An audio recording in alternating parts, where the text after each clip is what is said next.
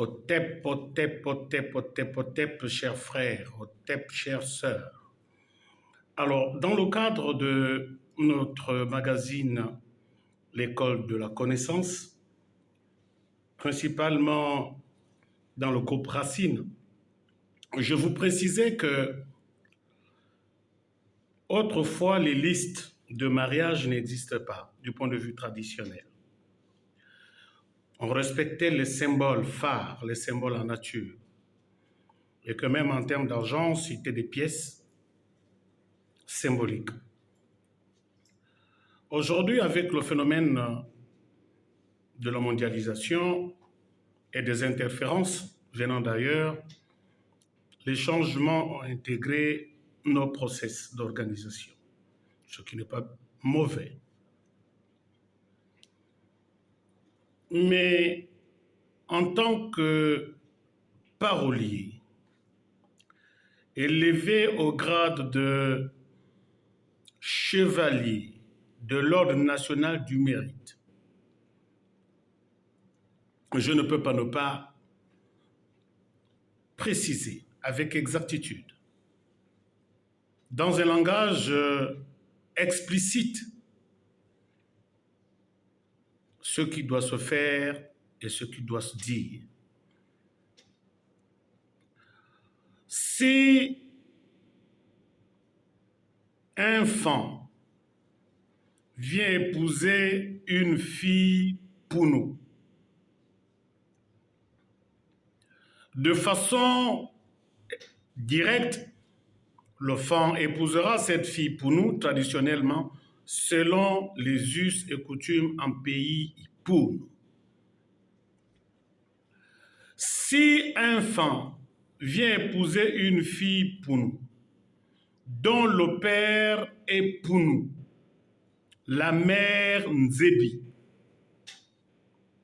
le monsieur Fan épousera la fille pounou selon les exigences de la tradition pounou, si et seulement si son père a épousé sa mère. Si le papa pounou, dont la femme est Nzebi, a épousé sa femme Nzebi, lorsque le monsieur Fan vient épouser leur fille, la fille est épousée selon la tradition pounou du père. Mais si le père pounou n'a pas épousé la mère Nzebi, le monsieur Fan viendra épouser cette fille selon les exigences de la tradition Nzebi.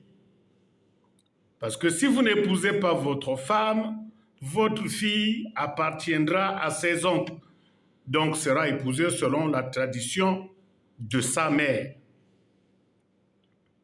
Aujourd'hui, nous assistons à une forme d'absurdité préjudiciable au Roland, on va dire, presque satanique. On ne marie pas une femme à la tradition selon 2 coutumes ou 3 coutumes. Ça n'existe pas. Parce qu'un contrat, soit c'est un contrat à durée déterminée, soit c'est un contrat à durée indéterminée. Et le mariage est un contrat à durée indéterminée. Donc, si le monsieur pounou, le père pounou, a épousé sa femme Zébi,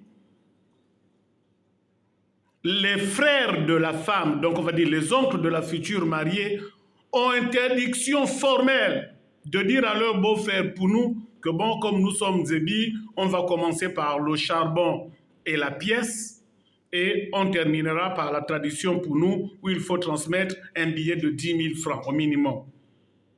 C'est une absurdité.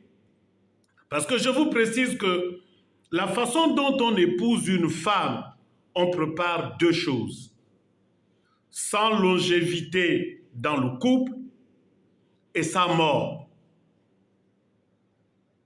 Donc, ce n'est pas la peine de dire moi je suis Téké, j'ai épousé une femme fan et que le jour où quelqu'un viendra demander la main de notre fille et que j'ai régulièrement versé la dot pour ma enfant, qu'elle me dise que bon, là, il faut le marché Ewan et il faut le concombre et l'arachide Anita, les 2 paquets qu'on donne chez les femmes. Ça n'existe pas.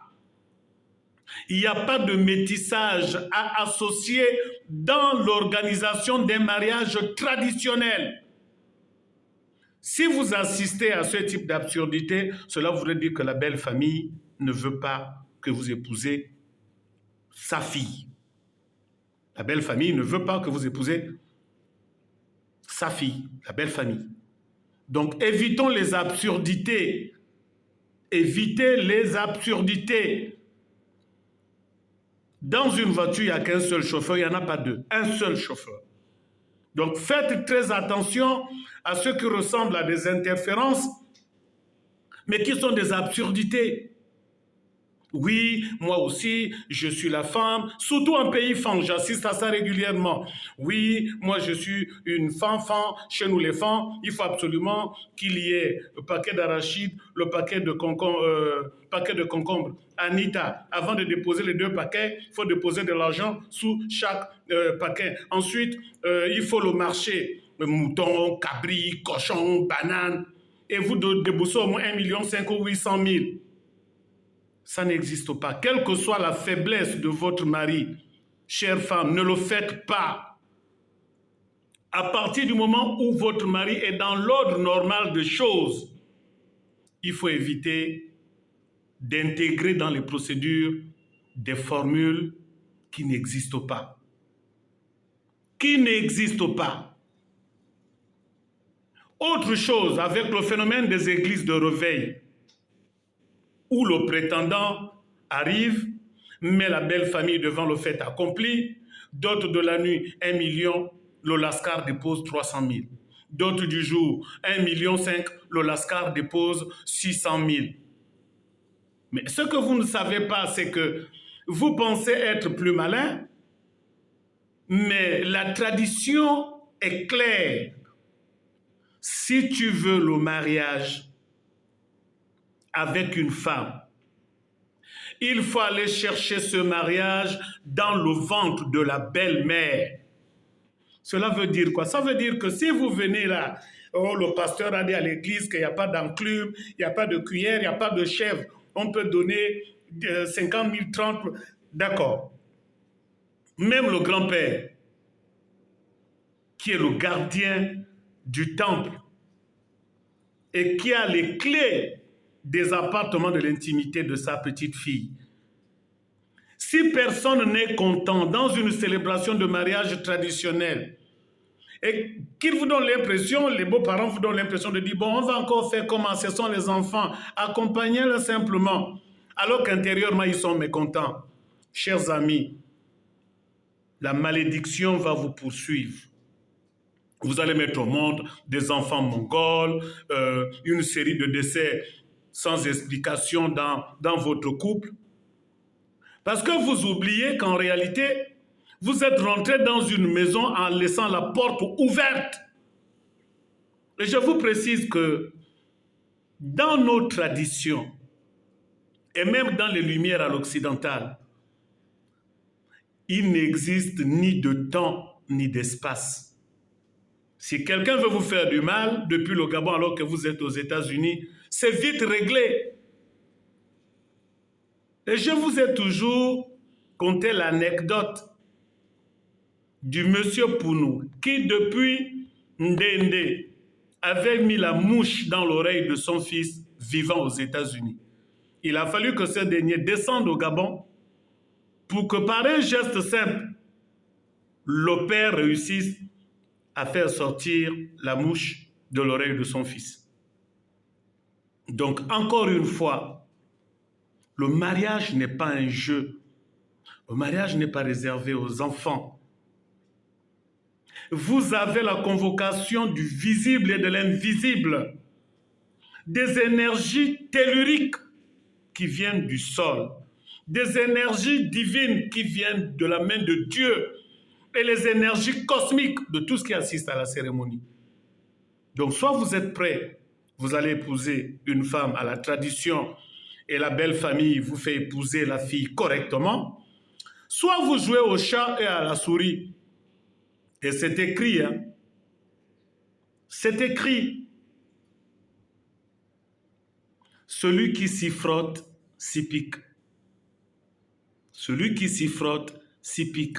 À vos risques et périls, je vous aurai averti. On n'épouse pas une femme dans deux traditions.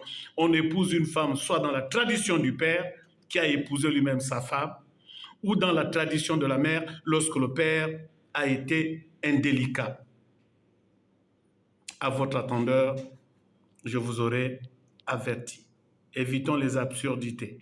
Soit on vous confie la responsabilité d'une femme normalement, soit on vous donne un cadeau empoisonné. Bon mardi.